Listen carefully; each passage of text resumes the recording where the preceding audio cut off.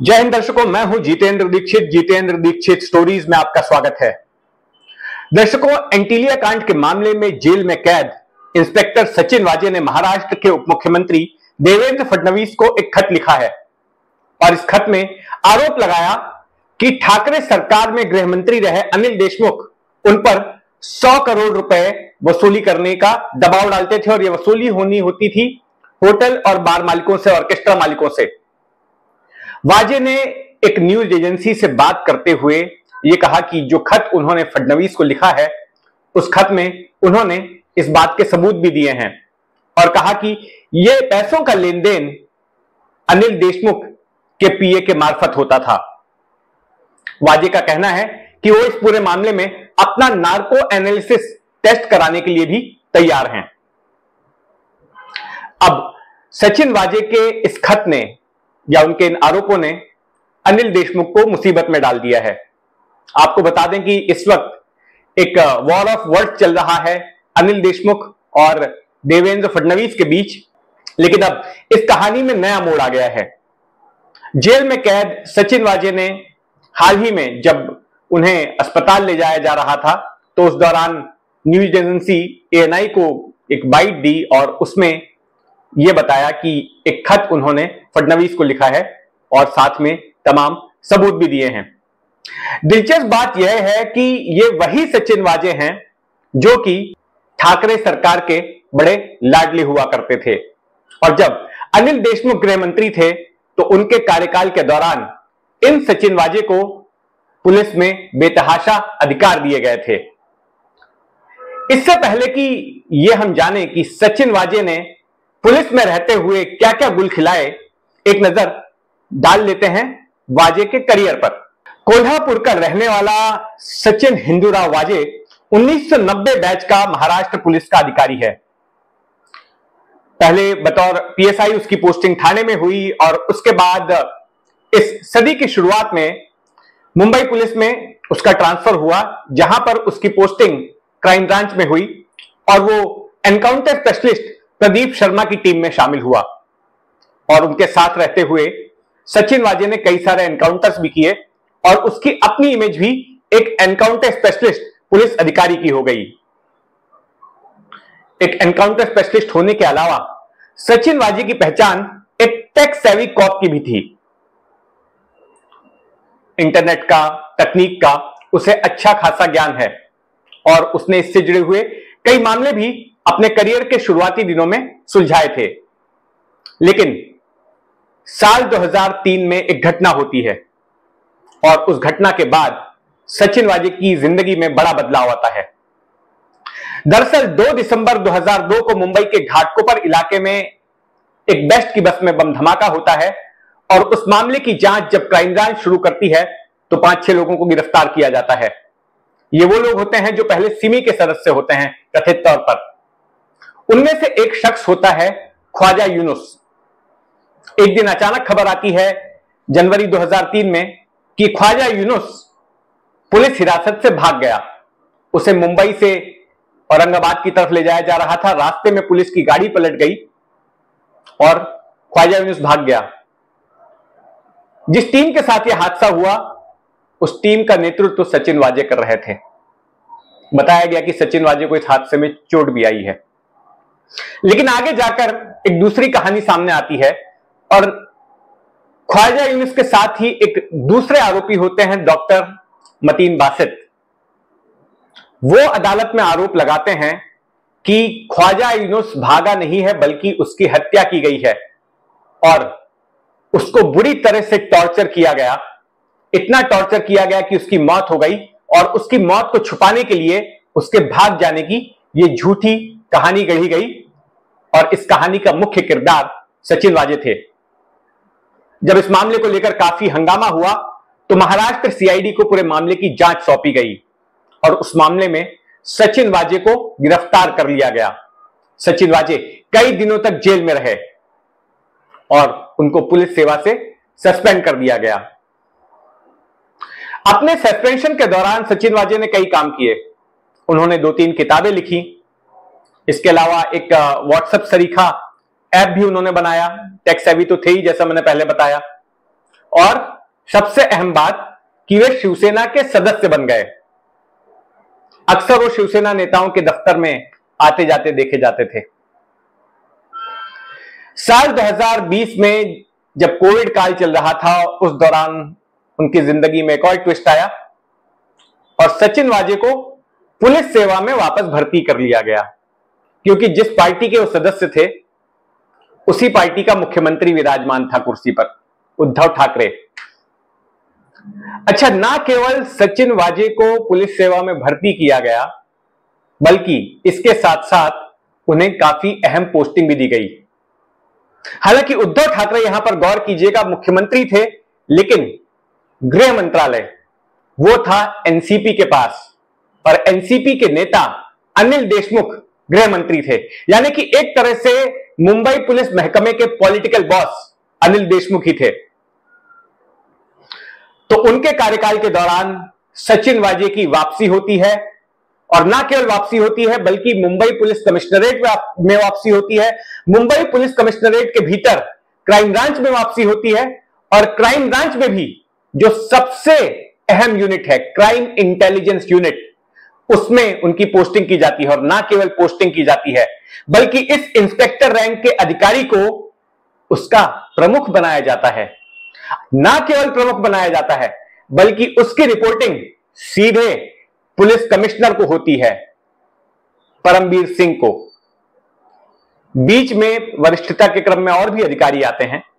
Inspector के ऊपर ACP, DCP, DCP के ऊपर एडिशनल कमिश्नर, एडिशनल कमिश्नर के ऊपर ज्वाइंट कमिश्नर। लेकिन इन सबको बाईपास करते हुए सचिन वाजे अनिल देशमुख के कार्यकाल में रिपोर्ट करते हैं सीधे पुलिस कमिश्नर को। अच्छा, ना केवल वो सीधे पुलिस कमिश्नर को रिपोर्ट करते हैं, बल्कि उन दिनों में मुंबई पुलिस जिन भी बड़े मामलों की जांच करती थी, वो सारे के सारे मामले सचिन वाजे को दे दिए जाते थे जांच करने के लिए। चाहे वो फेक टीआरपी का मामला हो या फिर फेक इन्फ्लुएंसर्स का मामला, यहां तक कि जो अड़ोस पड़ोस के पुलिस डिपार्टमेंट्स के जो मामले होते थे जिनमें कहीं ना कहीं मुंबई का एंगल होता था, तो उसमें भी सचिन वाजे घुस जाते थे।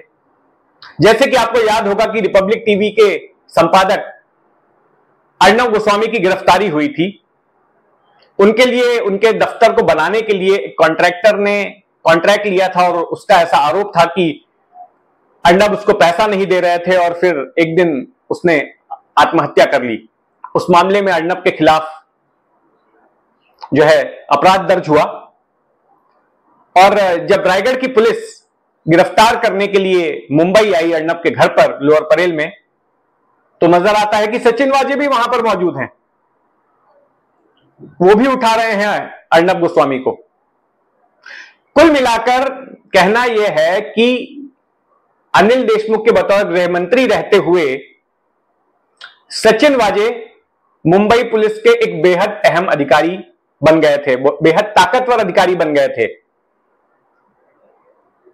लेकिन सवाल यह उठता है कि आखिर एक दागी अधिकारी को इतनी ताकत दी क्यों गई? एक अधिकारी जिसके ऊपर हत्या से जुड़े मामले में जांच चल रही थी, जो सस्पेंड हुआ था, ऐसे अधिकारी को इतनी ताकत दे दी गई क्यों भाई? इतना लाडला क्यों हो गया था सचिन वाजे आपका? हद तो तब हो गई जब एंटीलिया कांड का पर्दाफाश हुआ। पता चला कि किसी शख्स ने मुकेश अंबानी के घर के बाहर एक स्कॉर्पियो पार्क कर दी है जिसमें कि विस्फोटक थे, जिलेटिन स्टिक्स थी। इतने बड़े मामले की जांच भी सचिन वाजे को सौंप दी गई, और जब पैरेलल इंक्वायरी शुरू हुई एटीएस के जरिए, तो उस दौरान यह बात निकलकर सामने आई कि भाई वो विस्फोटक पार्क करने वाला कोई और नहीं, इसी मामले का जांच अधिकारी सचिन वाजे है। इस तरह के आरोप लगे वाजे के ऊपर, और वाजे का नाम सबसे पहले विधानसभा के पटल पर उस वक्त विपक्ष के नेता देवेंद्र फडणवीस ने लिया। और जब वे वाजे की पोलखोल करने लग गए तो बड़ा झटका लगा यह जानकर कि उनको डिफेंड कौन कर रहा था सचिन वाजे को? स्वयं मुख्यमंत्री उद्धव ठाकरे। और वाजे का बचाव करते करते उद्धव ठाकरे के मुंह से तो यहां तक निकल गया कि सचिन वाजे कोई ओसामा बिन लादेन नहीं है। सुनिए मराठी में दिया गया वो बयान। परंतु जे एक चित्र निर्माण केलं जातंय की जणू काही सचिन वाजे म्हणजे ओसामा बिन लादेनच आहे, अशा पद्धतीने त्याने जे काय वाटतंय ते कशासाठी आम्ही तपास तर सुरू केलाय। त्याच्यात जो कोणी सापडेल हे पुन्हा मी सांगतोय, पुन्हा सांगतोय की जो कोणी सापडेल तो कोणी असला तरी त्याला दया माया क्षमा दाखवली जाणार नाही, पण एकूणच जरा तपास नीट होऊ तर द्या। अच्छा, यहां पर ना केवल सचिन वाजे पर आरोप है कि उन्होंने एंटीलिया के बाहर विस्फोटकों से भरी गाड़ी पार्क की, बल्कि आरोप यह भी है कि जिसकी गाड़ी का इस्तेमाल किया था, अपने जिस दोस्त की गाड़ी का इस्तेमाल किया था, उसको भी मरवाने की सुपारी दे दी। मनसुख हिरन इस गाड़ी का पहले भी सचिन वाजे कई बार इस्तेमाल कर चुके थे और इस कांड में भी उसी की गाड़ी का इस्तेमाल हुआ था। लेकिन जब ऐसा लगने लग गया कि मनसुख हिरन को अगर दूसरी एजेंसी यानी कि एटीएस जांच के लिए बुला लेती है तो फिर पोल खुल जाएगी। पत्रकार भी काफी बारीकी से फॉलो कर रहे थे पूरे मामले को। तो आरोप यह है कि इस डर से सचिन वाजे ने अपने पूर्व बॉस को सुपारी दे दी और मनसुख हिरन का ही काम तमाम करवा दिया। लेकिन ऐसे शख्स की तुलना ओसामा बिन लादेन से किए जाने पर उन्हें ऐतराज था। सुनिए देवेंद्र फडणवीस ने उस वक्त क्या कहा था। मुझे ऐसा लगता है कि सचिन वाजे इनको अब एडवोकेट की जरूरत नहीं है, क्योंकि उनके लिए बैटिंग करने को और उनकी केस प्लीड करने को स्वयं मुख्यमंत्री जी लालयित दिखते हैं। जिस प्रकार से वो एपीआई सचिन वाजे का बचाव कर रहे थे, मुझे तो बड़ा आश्चर्य लगा। क्या सीएम साहब के पास कोई ब्रीफिंग नहीं होती? स्वयं एटीएस ने 302 का गुना, 120 का गुना ये दाखिल किया हुआ है। इतना गंभीर प्रकरण है और ऐसे प्रकरण में जिस प्रकार से उनको बचाने का प्रयास हो रहा है। इतना बड़ा एंटीलिया कांड हो गया, लेकिन तब के गृह मंत्री अनिल देशमुख को इसकी कानो कान खबर तक ना हुई। जब उन पर आरोप लगने लगे तो उन्होंने पुलिस कमिश्नर परमबीर सिंह को हटा दिया उनके पद से। लेकिन फिर परमबीर सिंह ने भी पलटवार किया और परमबीर सिंह ने एक खत लिखा महाराष्ट्र के गवर्नर और तत्कालीन मुख्यमंत्री उद्धव ठाकरे के नाम पर और यह कहा कि अनिल देशमुख सचिन वाजे का इस्तेमाल वसूली करवाने के लिए कर रहे थे और सचिन वाजे के संपर्क में थे। उनसे यह कहते थे कि होटल मालिकों से, रेस्टोरेंट मालिकों से, ऑर्केस्ट्रा बार चलाने वालों से हर महीने 100 करोड़ रुपए वसूल करके उनके लिए दाओ। अब परमबीर सिंह के खत के बाद बड़ा एम्बैरेसमेंट हुआ ठाकरे सरकार के लिए और फिर अनिल देशमुख को भी हटा दिया गया। अनिल देशमुख की बाद में गिरफ्तारी भी हुई, सीबीआई ने गिरफ्तार किया, एनफोर्समेंट डायरेक्टरेट ने गिरफ्तार किया। अब वो बाहर हैं, लेकिन उनके ऊपर जो आरोप लगे या अब सचिन वाजे ने जो आरोप लगाए हैं अपने खत में, उन तमाम मामलों को लेकर तब की ठाकरे सरकार ने एक चांदीवाल कमीशन गठित किया था जिसमें इन सबकी पेशी हुई थी, सचिन वाजे की भी, परमबीर सिंह की भी। कई दिनों तक चली थी वो सुनवाई और उसके बाद चांदीवाल कमीशन ने अपनी एक रिपोर्ट महाराष्ट्र सरकार को सौंपी थी।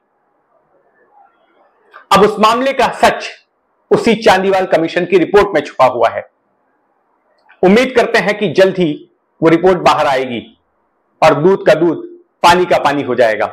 लेकिन एक सवाल बिल्कुल उठता है कि क्या सचिन वाजे में सुरखाब के पर लगे हुए थे जो अनिल देशमुख के कार्यकाल में मुंबई पुलिस के सारे अहम मामले सचिन वाजे को ही दिए जा रहे थे जांच के लिए? क्या और कोई टैलेंटेड अधिकारी नहीं था उन दिनों में?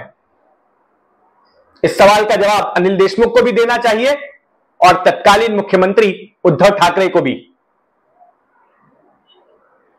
तो दर्शकों, ये कहानी कैसी लगी आपको कमेंट बॉक्स में जरूर बताइएगा और अगर आपने अब तक इस चैनल को सब्सक्राइब नहीं किया है तो सब्सक्राइब कर लें। जय हिंद।